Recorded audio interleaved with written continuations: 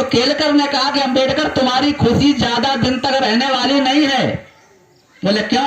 बोले इसलिए नहीं है कि तुम्हारे लोग इतने गरीब हैं, कमजोर हैं, अनपढ़ हैं, गंवार हैं, जिन्हें हमारे लोग उन्हें लालच से, जबरदस्ती, दबंगाई से खरीद लिया करेंगे और राजा बन जाया करेंगे। ये आज नहीं कहा, ये बात 70 साल 75 साल पहले की है, आज की बात नहीं है साथियों। केलकर की बात आज भी सत्य है, आज भी केलकर की बात सत्य है, कांसीराम साहब की बात आज सत्य है। आज यही हो रहा है, आज हमारे वोट की चुनाव लड़ा जा रहा और हमारे लोग बिक रहे, दबंगाई से खरीदा जा रहा, खेत बटाई दिया इसलिए खरीदा जा रहा, हमारे साथ तहसील चले गए खरीदा जा रहा। यानी हमने अगर पूरा कलेजा निकाल के दे दिया, हमारा एहसान नहीं है, और उन्होंने अगर तखत को इधर से पकड़ा के उधर डाल दिया, वो एहसान है। वो एहसान की कीमत हमको वोट देने से चुकानी पड़ती है। ये मैंने देखा है, कोई भी बात में किताबी ज्ञान की बात नहीं करता, जो क्षेत्र में देखता हूं मैं वो कहता हूं हमेशा, और उसी विचारधारा पे आज भी मैं अडिग हूं। कांसीराम साहब ने कहा था कि राजनीति चले न चले, सरकार बने न बने, लेकिन अब सामाजिक परिवर्तन की गति धीमी नहीं होनी चाहिए, अपनी मिशनरी, अपनी जागृति कम नहीं होनी चाहिए। कभी हम कोई चुनाव नहीं लड़े, लेकिन तब भी हमने, आप देख रहे होंगे कांसीराम साहब के मिशन को पचोआ में हर इतवार को ऐसा कौन सा गांव होगा जहां अपने लोग रहते हो, मैंने एक कार्यक्रम नहीं करवाया था। छोटा कार्यक्रम, छोटा बड़ा कार्यक्रम में हमारे नेता लोग भी हमारा सहयोग करते रहते हैं। अनवरत रूप से 2016 से लेकर 2020 तक 4 वर्षों में मिशनरी लोग तैयार हुए हैं। दुर्भाग्य यह है कि वो जहां होने चाहिए थे ज्यादा नहीं हो पाए, हमारे गांव में होने चाहिए थे नहीं हो पाए, पड़ोस में नहीं हो पाए। लेकिन ऐसा नहीं कि लोग नहीं हो पाए, लोग हुए, हजारों की संख्या में लोग हुए। आज तो ऐसी स्थिति, हमारे नेता लोग बैठे हैं, आज ये स्थिति है कि जितने आपको कैडर कार्यकर्ता की जरूरत हो, केवल विधानसभा में नहीं, हरदोई जिले में आपको जितने कार्यकर्ता जरूरत हो, केवल हमारे पास इतनी व्यवस्था हो गई है 4 सालों में कि हम आपको हर बूथ पे एक कैडर कार्यकर्ता उपलब्ध कराने की क्षमता रखते हैं। ये मिशनरी, ये सोच थी हम लोगों की, और ये जब तक सांस रहेगी, आपको ये विश्वास दिलाता हूं, जब तक ये सांस रहेगी तब तक ये मिशन पर सुदेश पर चलते रहेंगे। चाहे जितनी धमकी दी जाए, कुछ भी किया जाए, हम इस मिशन को छोड़ने वाले नहीं। दिक्कत होगी उसके लिए हमारे भाई बंधु बैठे हैं, ये खुद ही निपटेंगे। संविधान का विरोध नहीं करते हैं, किसी का सम्मान का विरोध नहीं करते हैं, फिर भी अगर कोई बात होती तो नेता लोग बैठे हैं। तो साथियों, यही स्थिति है कि आज हम लोग कुछ नहीं बन पा रहे हैं। इसलिए नहीं बन पा रहे हैं कि हमने जो केलकर ने कहा था कि हमारे लोग खरीद लिया, आज हम लोग बिक रहे हैं, और ऐसे हालात में आज आदमी बिक रहा है। सबसे छोटा जानवर होता है बकरी, भेड़, उसकी की भी कीमत अब 10,000 रुपया है। कितनी है? 10,000 रुपया। और हमने लोगों को बिकते देखा है, 500 रुपया में, 1000 रुपया में, एक पौवा में बिकते घूमा।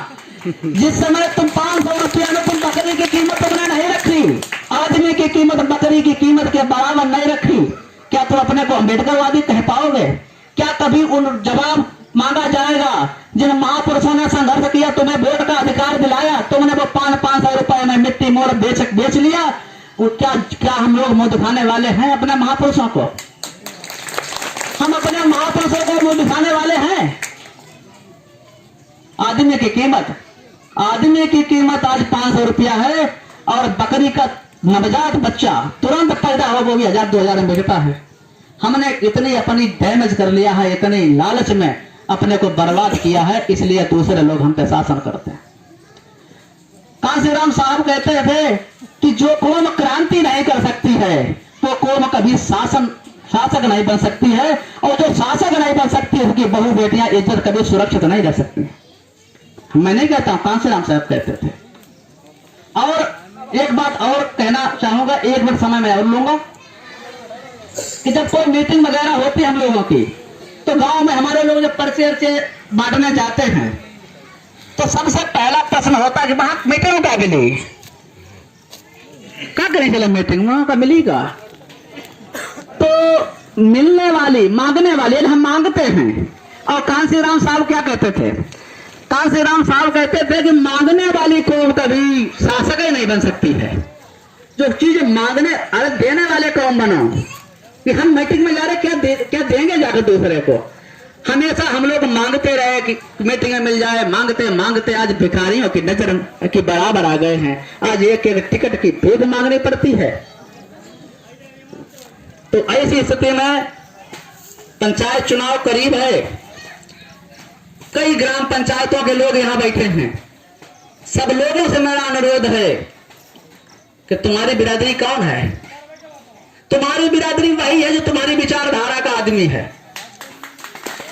तो तुम्हारी विचारधारा का आदमी है भाई। तुम्हारी बिरादरी में तो खुलेआम मंच से कहता हूं कि हमारा बिरादर भाई जो हमारी विचारधारा का है, जो अम्बेडकरवादी है, जो मठाधीशों सामंतवादियों के तलवे चाटता हो, वो तुम्हारा बिरादर नहीं हो सकता।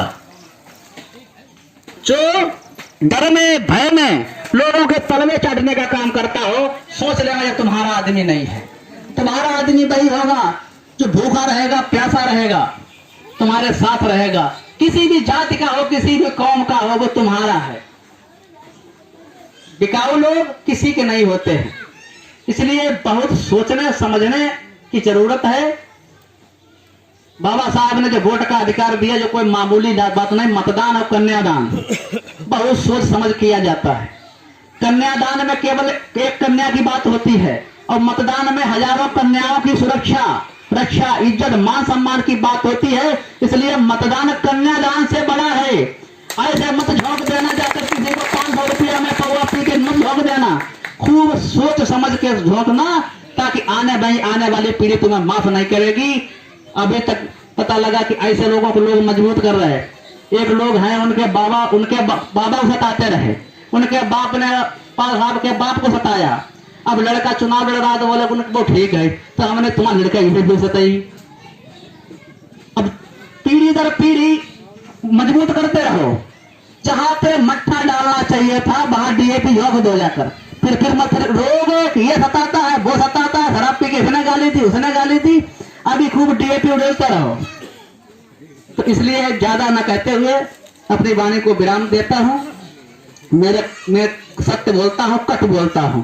मेरे कहने सुनने में किसी को कोई खराब लगा हो तो मैं क्षमा चाहता हूं। धन्यवाद।